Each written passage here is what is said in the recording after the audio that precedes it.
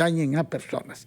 Hemos invitado por esa razón al señor Roberto Pereira, que es un abogado especializado en temas de prensa, que conoce la teoría y la doctrina de derechos de prensa, pero también que ha sido un abogado litigante en varias causas. Señor Pereira, muy buenos días, gracias por estar con nosotros en RPP. Muy buenos días, Fernando. ¿Cómo está? Específicamente Carlos. desde las iniciativas parlamentarias, ¿cuál es la situación? ¿Cuál es el riesgo que corre nuestro país en un aspecto fundamental de nuestra democracia fragilizada, como es el de la plena libertad de prensa y de expresión? Bueno, tú mencionabas un contexto general que es importante tenerlo en cuenta, porque este proyecto que ha sido aprobado en primera votación por el Congreso de la República, cuya segunda votación está pendiente, se enmarca en un patrón de comportamiento que ha tenido el Congreso de la República durante estos años, ¿no? Andrés Calderón, en su libro sobre prensa, documenta todos los proyectos de ley de implicancia negativa que ha habido en todos estos años por parte del Congreso de la República, todos destinados a debilitar las garantías de la prensa, a afectar de manera indirecta la libertad de información, sobre todo, ¿no? Entonces, esta es una manifestación más de ese proceso de permanente intento del Congreso de la República, donde están pues, políticos, ¿no? Representados políticos, que son cuestionados por la prensa, que la prensa divulga hechos que son ilegales, que cometen ilegalidades. Entonces, esto es una reacción más, ¿no? Un intento más de debilitar las garantías de la libertad de expresión. Y básicamente tiene dos problemas este proyecto aprobado, ¿no? El primero es que incrementa la pena para el delito de difamación agravada, es decir, el delito que se comete a través de medios de comunicación, ¿no? Eventuales excesos a través de medios de comunicación, entonces eleva la pena a 5 años. No hay ninguna razón para elevar la pena de 3 a 5 años, ¿no? La justificación va a ser, no, es que como ahora se ha modificado el Código Penal y recién a partir de los 5 años hay pena efectiva, entonces hay que levantar la pena. Pero no existe ninguna razón, eso no es una justificación. Como tú bien decías, más bien la tendencia en el mundo es a despenalizar, es decir, que el derecho penal no ingrese. Y en el mundo democrático, en el mundo democrático. Hay dictaduras y hay regímenes como el venezolano o como el nicaragüense, para hablar del cubano, entonces lo contrario.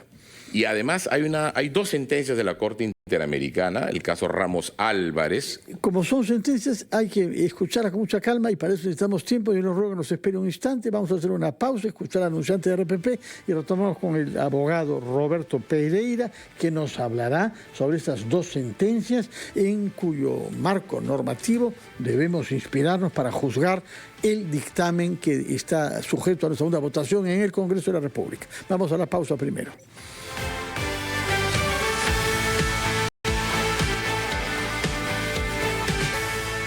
Ahora sí vamos a escuchar al abogado Roberto Pereira, que tenía informaciones que darnos sobre dos sentencias recientes de la Corte Interamericana que definen nuevos términos de lo que es la libertad de prensa y de información en nuestra región.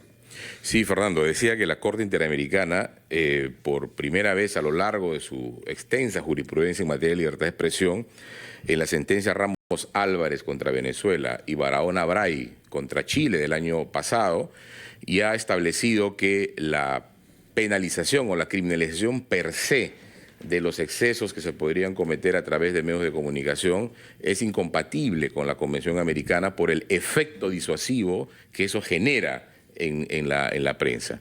No que quede en impunidad, lo que dice la Corte es que esos conflictos deberían resolverse, por ejemplo, a través de las normas civiles, ¿no? O a través del uso del derecho de rectificación, que es el otro problema que trae este proyecto, ¿no? Por lo tanto, el Estado peruano, en lugar de revisar su legislación penal para adecuarla a esos nuevos estándares internacionales establecidos por la Corte Interamericana, lo que hace más bien es intensificar, ¿no?, la reacción penal, incrementando la pena a 5 años, con el único propósito de dar un mensaje de amedrentamiento, ¿no? Eso es lo que está detrás, porque no existe ninguna justificación, algún problema aplicativo, digamos, del delito de difamación en cuanto a la pena para elevarla a 5 años, ¿no?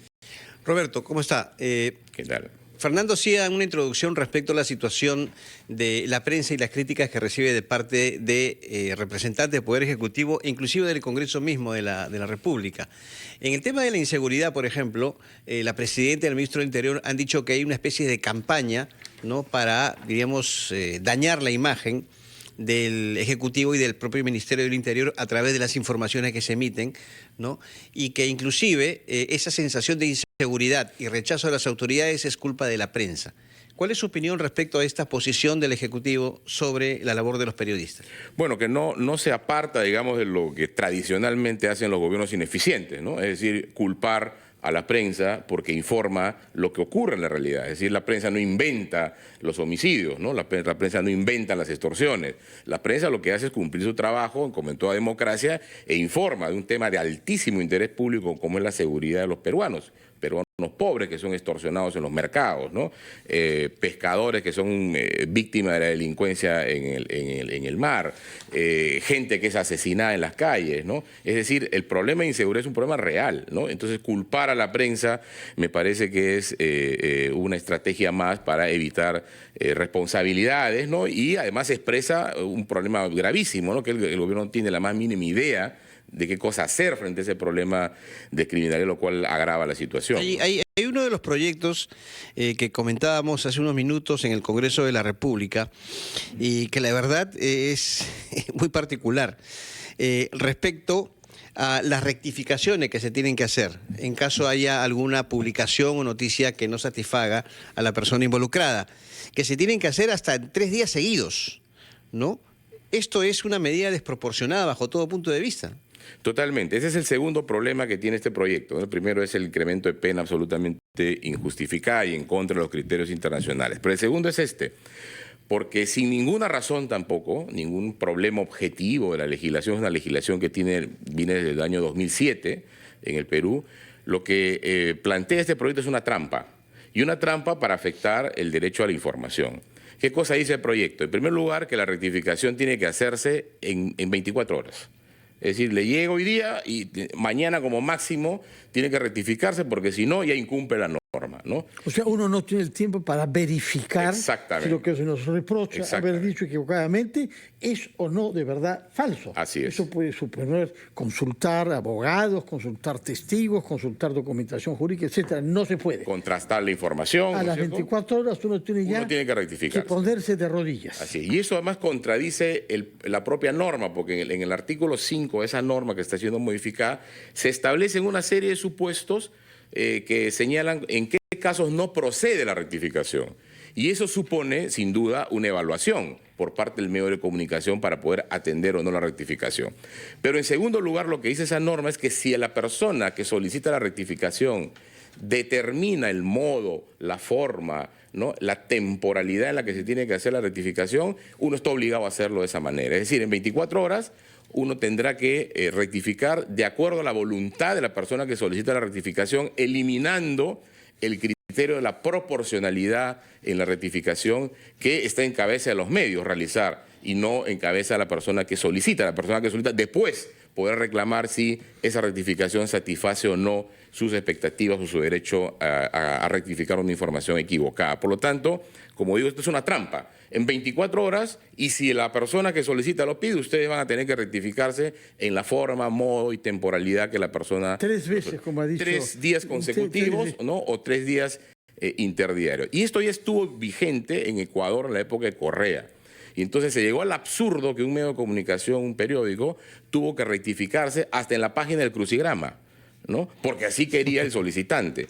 Ese es el nivel de absurdo al que nos va a conducir un proyecto de si esto se aprueba en segunda votación, y claramente esto afecta a la libertad de información. Ahora, está diseñado para eso, ¿no? Hay otra novedad, si se le puede llamar así, a esta iniciativa de ley que tiene que ver con el delito de violación de la intimidad. Cuéntenos, por favor, en qué está nuestro marco normativo sobre eso y qué cosa cambia. Porque de pronto alguien puede sentirse ofendido si yo digo, por ejemplo, que se ha sometido a una operación de cirugía estética. Alguien puede considerar que eso es un delito por violar la intimidad. Explíquenos qué dice la norma y cuál es la modificación. Bueno, el derecho a la intimidad ya tiene una protección en el Código Penal. Hay un artículo que sanciona las intromisiones ilegítimas a la intimidad de la persona y sanciona además la difusión de esa intimidad violada, afectada. Lo que hace ahora el proyecto es, en el delito de difamación, que es un delito que protege otro bien jurídico, que es el honor, ha incorporado la referencia al derecho a la intimidad, ¿no? Y desde mi punto de vista, la intención es precisamente lo que tú dices, Fernando. Es decir, la prensa ha denunciado, por ejemplo, nepotismo, es decir, con contratos a familiares, ¿no? Y ha hecho seguimiento y ha expuesto las relaciones familiares o las relaciones afectivas, ¿no? Que han motivado contrataciones con un favorecimiento indebido, ¿no? O revelar, por ejemplo, la realización de operaciones usando fondos públicos. Bueno, todas ese tipo de información ahora van a poder ser alegadas como una violación de la intimidad, ¿no? Porque, pero de por hecho, ejemplo, ya ocurrió, ¿no? Por ejemplo, Roberto, la divulgación de estos selfies supuestos selfies de la presidenta o información de su historial médico para determinar si efectivamente hubo omisión al cargo, ¿es una violación a la intimidad o es un tema de interés público? Bueno, yo creo que es un tema de alto interés público, ¿no? Ahí se plantea este conflicto, ¿no? O la ponderación necesaria que hay que hacer. En el caso de una presidenta de la República, la salud de la presidenta de la República es de suma importancia, ¿no? Eso tiene que ser explicado por la presidenta de la República, ¿no? Obviamente de manera proporcional a la necesidad informativa, pero no puede mantenerse oculto o oculta esta información, ¿no? Esto se ha discutido, por ejemplo, cuando se enfermó el presidente Chávez en Venezuela, ¿no? Se necesita saber por qué. Porque en las manos de esta persona, que podría estar con una enfermedad, ¿no es cierto?, está el destino del país. Hay decisiones importantes que la población tiene el derecho a saber si esa persona está o no en condiciones para poder ejercer el cargo, o si un problema de salud puede estar conllevando a la comisión de actos ilícitos, ¿no? Señor Pereira, recibimos aquí hace unos días al presidente del Comité de Ética del Consejo de la Prensa, señor Eric Iriarte, y él nos dijo que le parecía muy cuestionable que este dictamen no hubiese pasado por la Comisión de Constitución, puesto que es una comisión que ve derechos fundamentales como el de la prensa. Explíquenos cuál es el procedimiento que ha tenido y cuál es la mano que ha tenido para este dictamen Perú Libre. Bueno, estas iniciativas son principalmente promovidas por Perú Libre, ¿no? Cuyo ideario desde el inicio. Desde el inicio marca un absoluto desprecio a la libertad de expresión de la prensa. Así es. Pero lo curioso es que, y no tan curioso porque en esto coinciden los políticos, es que a esos tipos de proyectos se suman inmediatamente otros grupos políticos de manera militante. Y solo cuando la opinión pública, ¿no?, expone esto, critica, comienzan a desembarcarse de este tipo de proyectos. Además, cuyos líderes están que son claramente son objeto de las investigaciones de la prensa. Por lo tanto, esto no hay que ser muy acucioso para darse cuenta que esto es una venganza, ¿no?, contra la prensa que investiga. Y efectivamente, este dictamen debe haber pasado por la Comisión de Constitución porque en el fondo se están regulando derechos fundamentales. El derecho al honor, el derecho a la intimidad, la libertad de expresión, y eso requiere una mirada constitucional sin lugar a dudas y no solo una mirada de la Comisión de Justicia, y menos aún con mecanismos apurados, ¿no?, con votaciones rápidas que se hacen en el Congreso de la República, ¿no? Muchísimas gracias por su presencia y por sus explicaciones sobre el fondo de este dictamen y los riesgos que entraña para la libertad de información, de expresión y prensa en nuestro país, y también sobre el procedimiento parlamentario que nos ha llevado a hallarnos expuestos ante la situación de parecernos un poquito más a Venezuela y a Nicaragua y un poco menos a los países democráticos donde se ha consolidado la libertad de prensa. Ojalá que el Congreso no se equivoque y no tenga una mayoría para una ley de la que vamos a tener que lamentar durante el tiempo que tenga vigencia. Muchas gracias y muy buenos días, señor Pereira. Muchas gracias a ustedes. Hacemos una pausa. Son titulares de la hora, Carlos. Efectivamente. Titulares en plataforma de radio y en televisión, la pausa comercial. Volvemos en minutos nada más con ampliación de noticias.